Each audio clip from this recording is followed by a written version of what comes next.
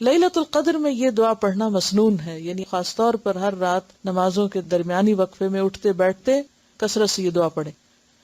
عن عائشہ رضی اللہ عنہا قالت قلت یا رسول اللہ صلی اللہ علیہ وسلم ارأیت ان علمت ای لیلۃ لیلۃ القدر ما اقول فیہا قال قولی اللہم انک عفو تحب العفو فاعف عنی، رواہ الترمذی۔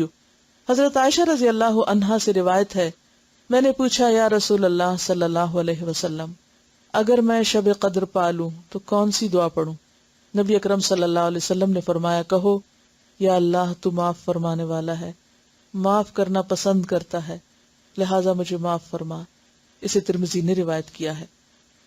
اور اس میں آپ دیکھیے کہ جیسے افضل ترین عبادت اگرچہ لمبی نماز ہے یا پھر یہ کہ باجماعت تراویح ہے، لیکن بعض اوقات ایسا ہوتا ہے نا انسان تھک بھی جاتا ہے، یعنی کہ کھڑے ہو کے آپ نے طویل نماز پڑھی، پھر آپ بیٹھ گیا، بیٹھ کے کیا پڑھیں، پھر آپ قرآن پڑھنا شروع کر دیں، پھر آپ کھڑے ہو کے نماز پڑھیں، اور جو ناظرہ قرآن ہے وہ نمازوں میں پڑھ لیں، اور بیٹھنے کے وقفے میں ترجمے کے ساتھ دہرا لیں، حق تلاوت ہی کریں، اور اس کے علاوہ پھر دعائیں مانگیں، ہر قسم کی دعائیں، لیکن خاص طور پر یہ دعا، اللہم انک عفو تحب العفو فاعف عنی۔